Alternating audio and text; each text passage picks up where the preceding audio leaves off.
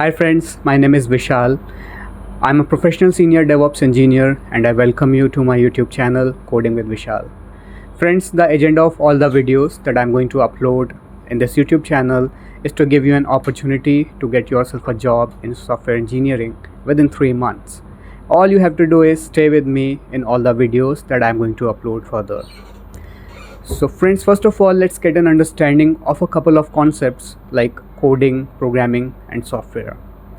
So a program is nothing, it's just a set of instructions we write to get a task done by a computer.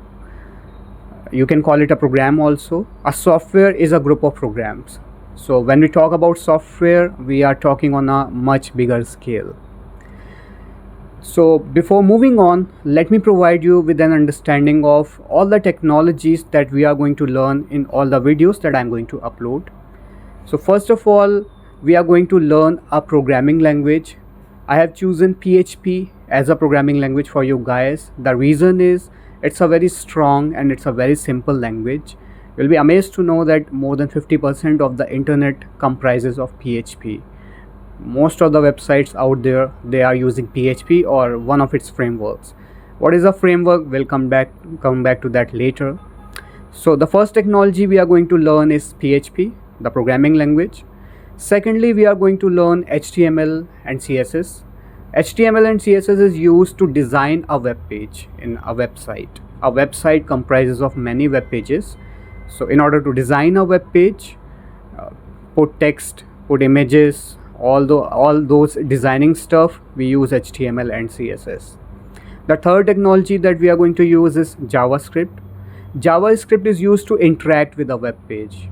You click on a button, you scroll a paragraph, all the interactions you do in a web page, those are done by JavaScript. And finally, the fourth technology that we will be learning is MySQL.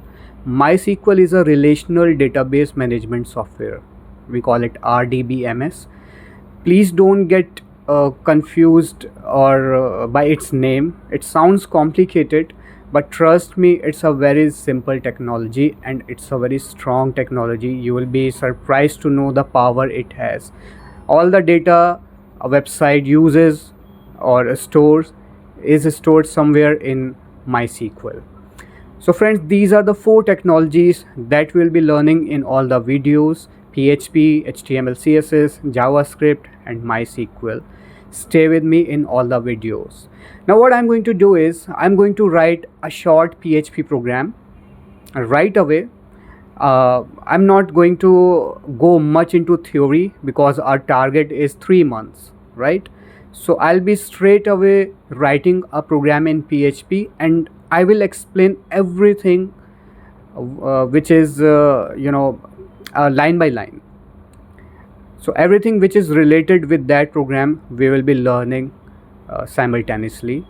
So firstly, I'm going to write a PHP program for you guys. We will be learning it line by line. Okay, I have created a file here, learnphp.php. Before we move on, let me tell you about the operating system I'm using in my local machine. The operating system I'm using is Ubuntu. The version is 20. The reason is, well, first of all, it's a huge plus in your resume. Employers prefer it a lot. And secondly, it goes natural with lots of technologies, including PHP. While I was working in Windows, I used to struggle a lot with lots of things. But in the case of Ubuntu, it all goes pretty natural. So now let's move forward and see how to install PHP in your local machine, right? I am assuming that Ubuntu has been already installed. So first of all, you have to look for something like this. This is the terminal in Ubuntu. It's similar to CMD in Windows for all the Windows users or out there. If you don't find it here, you can search it from here by typing and then clicking on it, and a screen similar to this will open up. This is the terminal screen of Ubuntu. It is used to type in commands. So in order to install PHP, all you have to do is type this: sudo apt install PHP. After clicking on enter, it will ask for your password. and then it will do two things. Firstly, it will install PHP, and then it will also install Apache web server. Now what is Apache web server? We will come back to that later, but after typing in this command, PHP will be installed in your local machine and you will be all set to type your first program. Right now, let's come back to this file. Well, we have to look into the folder where this file is stored. So let me show you the folder. So first of all, you have to go to the root folder of your machine. This is the root folder. This is how the root folder looks like, with all these subfolders inside it. You have to look for a folder named where. Okay, you have to go inside it, look for www, go inside it, look for HTML folder, go inside it, and then you have to create a new file here. So we can also do this thing from the terminal. Okay, and I will suggest you guys to start using terminal from now on itself. Okay, because you will be needing this a lot in future. So let me show you how to create this file in the HTML folder. So what you have to do is type in cd. Cd stands for change directory. It is used to browse to the folders. It is used to go from one folder to the other folder. So type in // stands for root. Okay, you remember the root folder, this is root. So in terminal you have to type / for this, then type where www html, and then press enter. You will be inside the HTML folder now, this folder. Okay, now what you have to do is you have to create a new file. So you can use multiple commands in order to do this. You can use the cat command. This command is used to create a new file or look into the file. So you have to type cat, then this greater than symbol. It's of a great significance in Linux, but we are not covering that part right now. We are focusing on creating a new file, and just name name a file. It can be anything. Let me type it at some file dot php. So like here, learn php.php, it's inside where www.html folder. This file will be the file that you will be creating. You can name it anything, and this file will be created. Let me press the enter key and look here. You can see some file.php is already created here. Okay, now that we have created the file, let's move on to the ultimate part, which is writing the code. Okay, so first of all, what you have to do is you have to type in this symbol $php. This thing is the first part of any PHP program that you are going to type. Now why do we do this? It's simply the syntax. Now what is syntax? Syntax in programming language means rules set up to do something. Okay, that's all you have to know right now. So this is the syntax. You have to put this line in the beginning of every PHP program. Now our program is going to simply type in hello world message. If any of you guys have tried programming before, you must have encountered with the hello world thing. It's the first program you you type in any programming language. We are going to do the same with PHP. So how to do that? Type echo double quotes or single quotes. I'm using double quotes here, hello world, and then double quotes end, and then semicolon. Okay, echo, this function is used here to type in something which will be displayed in the web page. Okay, and after typing echo, you have to put a space, then double quotes, then whatever you want to be displayed, and then the semicolon. Right, semicolon is put at the end of every statement except some. Okay, in this case semicolon is required after echo. We will come across other statements which will not be using semicolon at the end of the line, We'll see that later, but right now after echo you have to remember to put semicolon, otherwise it will be showing an error. Now this is the shortest program ever, right? It just contains 2 lines. One line is just the syntax and the other line is display message. But let's try to run this program in the web browser. Now how to do this? You have to open a new tab and type in localhost. Okay, localhost always points to the HTML folder, remember this. Okay, where www.html, so this localhost will always point to this folder.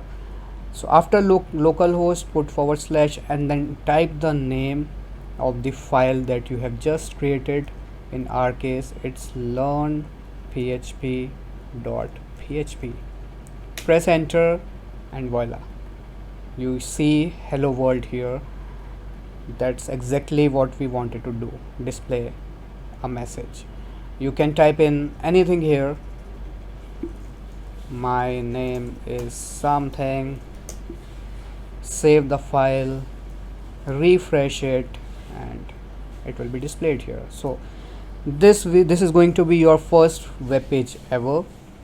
I know it's very simple and very raw, but trust me, this is going to be the beginning of something very amazing. You just have to stay with me. All right, yeah. So friends, that's all for now regarding your first PHP program. In the next tutorial videos we will be learning the other things of PHP, much more fascinating things and much strong things. For those of you who want to know something more, please continue in this video for like 5 or 10 minutes and listen to what I have to say about server-side programming languages and client-side programming languages. So friends, PHP is a server-side programming language. Okay, now what is server-side and what is client-side programming? So let me try to give you an example for this. You must have come across the login page for many websites, right? Let's take the example of facebook.com. It has a login page. So in login page, 3 fields are always present: username, password, and the login button. In the username field you type your username or email address. In the password field you type your password and then you hit the login button.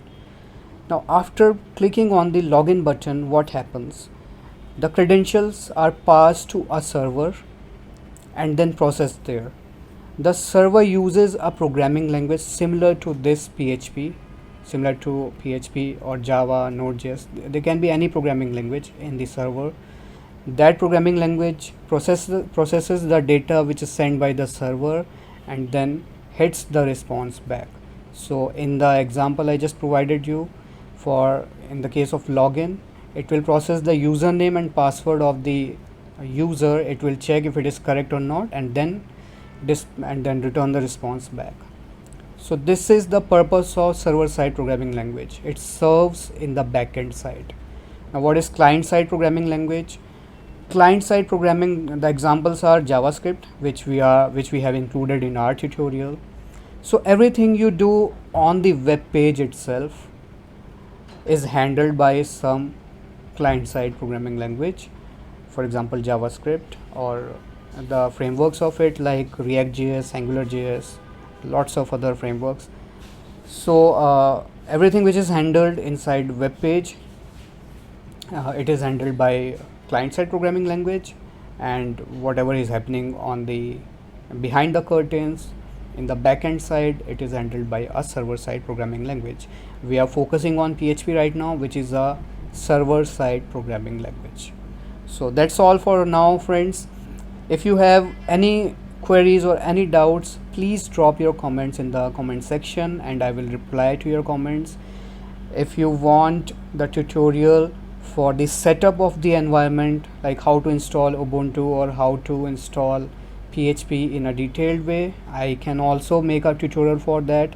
I will only make the tutorial if you guys want that thing. I'm right for now I am assuming that you will be using Google and all in order to install Ubuntu and PHP. How to install PHP I have already told you. So that's all for this video, guys. Please subscribe to my channel. Please don't forget to subscribe. The reason is that in case I upload a new video, you will be getting notified from very quickly, and then you will not be getting late for learning something new, right? So please subscribe to my channel, and please share this video. Thank you so much.